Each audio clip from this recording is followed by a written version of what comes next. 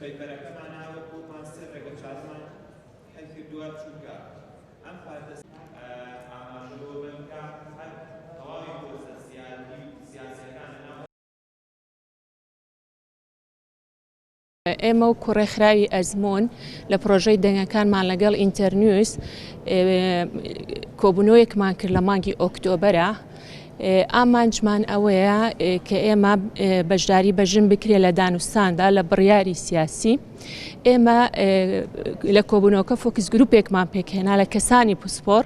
ئەم فۆکس گروپە هەڵسان بە ئامادەکردنی پەیپەرێک لە پەیپەرەکە ئێمە ئامانجمان داواکاریەکانمان ڕاستپاردەکانمان خستۆتە ناو پەیپەرەکەوە.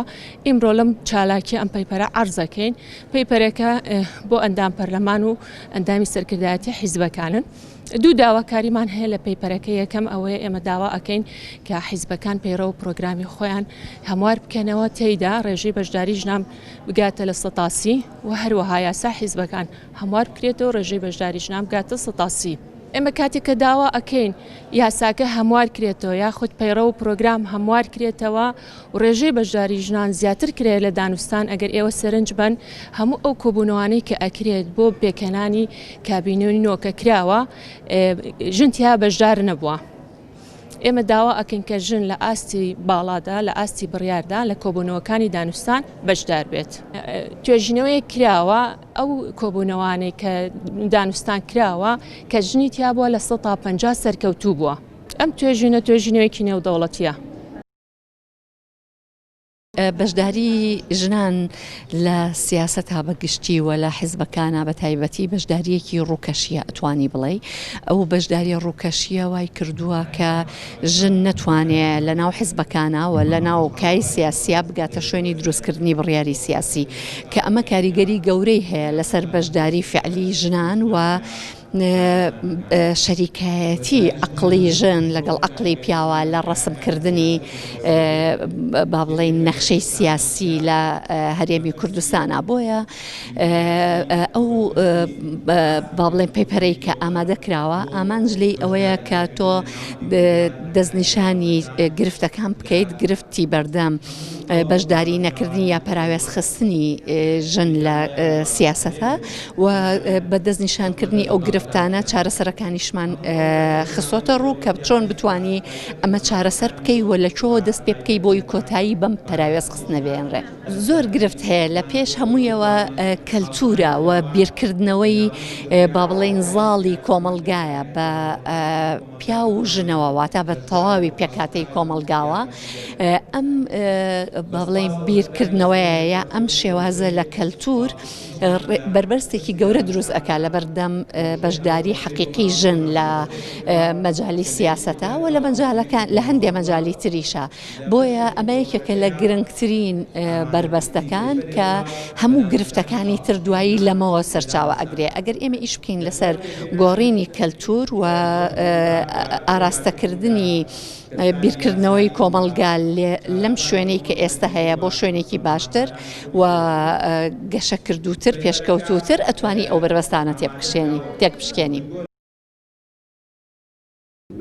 ئەگەر باسی ڕۆڵی کارای ژن بکەی هەمومان نەزانین یعنی ئێستا گۆڕانکاریە گڕیاوە قەفزەیە گڕیاوە ژناتۆتە پێشەوە لە ناوەندی بڕیار لە حیزبەکان لە سەرکردایەتی و مەکتەب سیاسی حیزبەکان.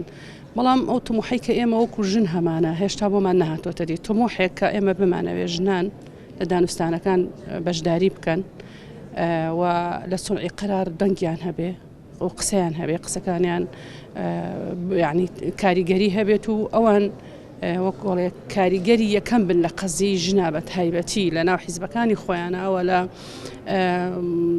ناو حکوومەت و پەرلەمان و هەموو ئەو دەسەڵاتانی کەوا لە هەرێمی کوردستانە هەیە.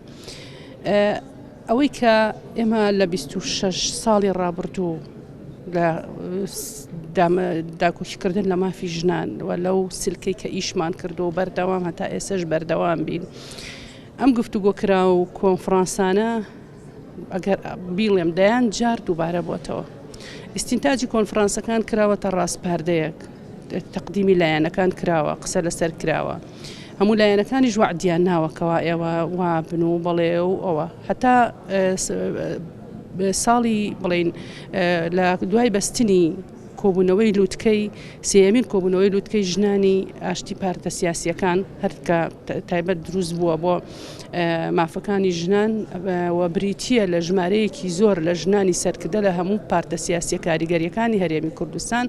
ئێمە کۆبوونەوەی سێممان لە ناو یاداشتێکمان نووسیە ناو یاداشتەکە باسی ئەم باسەیە کە ئەمڕۆ ئێمە لەناو ئەم کۆبوونەوەیە ئەیکەین ژن لە دانوستانە بۆچی بەشدار نییە، بۆ لە مەکتەب سیاسیەکان هەیە، بۆ لە سەرکردایەتی هەیە، سەرۆکی پەرلەمانە ژنە، لە ناو وەزیری ژنمان هەیە، مدیر عامانی لە هەموو سێکتەرەکان ئێمە ژن کاریگەری خۆی هەیە، بەڵام کە دێتە سەر دانوستانەکان نییە. ئەوەی کەم ڕۆوترێ هەمووی وترا کرایە یاداشتێک بەڕاستە و خۆیی ئێمە ڕۆشتین سەردانی حیزبەکانمان کرد، هەر بەتایبەتی 5 حیزبە سەرێکیەکەی هەرێمی کوردستان لە هەولێر و لە سلێمانی یاداشتەکەمان نایە، لەگەڵ مەکتەب سیاسیەکان دانیشتین، کۆبوونەوە قسەمان کرد. بە قسە و بە بڕیار و بە ئەوە هەموو ئامادەیان هەیە، هەموو پشتیوانی ژنەکەن، هەموو لەگەڵ خەمەکان و خەونەکانی ژنانن، هەموو ئۆکەیان بۆ یاداشتەکەی ئێمە کرد. بەڵام ئەوەی کە نییە بەداخەوە، ئەوەی کە نییە ئیرادەی جێبەجێکردنە، ئیرادەیەک نییە بۆ جێبەجێکردنی هەموو ئەو خەون و داخوازیانی کەوا پێشکەش بەلایەنەکان و بە حیزبەکان ئەکرێ. بە بەڵێمان بۆکەن بە پشتیوانی ئەڵێن پشتیوانین، ژنانیشمان لە ڕووی چەندێتی و چۆندێتیەوە لە پێشەوە لە ناو حیزبەکانە ئەگەر ملاحەزەیەکیش لەسەرەوە هەبێ، بەڵام ئیرادەیەکی ئەوەمان نییە. خاڵێکی تر هەیە، ئێمە زۆر جار ئەڵێن حیزبەکان و لایەنەکان و ئەوانە، بەڵام بەڕاستی سیاسەتکردن کارێکی ئاسان نییە بۆ ژن. ژنی سیاسی ئەبێ لەم هەرێمەی ئێمایە بڵێن لانیکەم بڵێن لەم عێراقەیە ئەبێ سیاسیەکی باش بێ، ئەبێ دایکێکی میهرەبان بێ، ئەبێ هاوسەرێکی بە خزمەت بی، ئەبێ کەسێکی کۆمەڵایەتی و سفرە خوان و بەدەمەوە بوون و خانەدان بی، ئەبێ سیاسیەک بی کێبرکیەی سیاسیانە لەگەڵ ڕەگەزەکەی ترت بکەی لەوێ کە سیاسیەکی سەرکەوتوبی. ئەمەش بۆ تاکێک زۆر قورسە. ئەبێ ئەو ژنانی کە دێنە بواری سیاسی و خەریکی سیاستکردن ئەو شانیان لە بەرچاو بێ، دوو نەبن لەوەی کە جارێک دوو جار سێ جار پێشنیارێکەکەن تەڕحێکەکەن کۆنفرانسێکەکەن بەڵام جێبەجێ ناکرێ. یعنی بڕیاری بەردەوامی کۆڵنەدان لە لای ژنان زۆر گرنگە. ئەوەی ئێمە تێبینیەکەین و ڕەخنەمان لەسەر هەیە و گلێمان لێ هەیە ئەو ژنانەشن کە بە کۆتایە نەسەرەوە لەناو حیزبەکانە بەداخەوە تەنها ئەوەنە پۆستە حیزبیەکەی وەرگرت و سەرکردایەتی حیزبەکە ئیتر پرسە گرنگیەکەی ژنی بیر ئەچێتەوە لەناو حیزبەکەشا پێویستە ئەو ژنە وەکو سەرکردەیەک ڕۆڵی ژنێتی خۆی ببینە، کار بۆ خەباتی ژنێتی خۆی بکە.